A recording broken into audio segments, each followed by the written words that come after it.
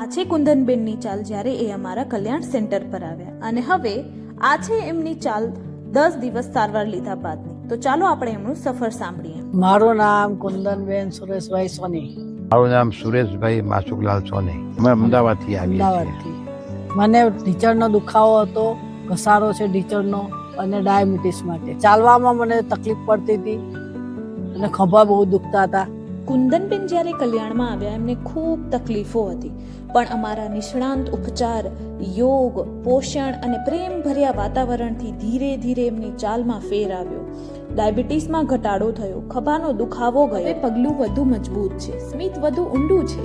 પહેલા અમે અહીંયા આવ્યા ને જ્યારે એ પહેલા હું ચાલતા હોઈએ અમે તો મારા મિસિસ મારા કાયમ પાછળ જ હોય ને હવે તો મારી સાથે થઈ ગયા ચાલવામાં થઈ રહ્યા. અહીંયા આવ્યા પછી એટલો બધો ફરક પડી ગયો અમને. અને અહીંયા આવ્યા પછી એક તો બહુ સ્પષ્ટ છે કે હવે તમારે આગળની જિંદગી કેવી જીવવી એ અહીંયા આવ્યા પછી વધારે શીખવા મળે છે. અને 40-50 વર્ષ પછી તો એમ થાય કે એકવાર અહીંયા આવવું જ જોઈએ એમ.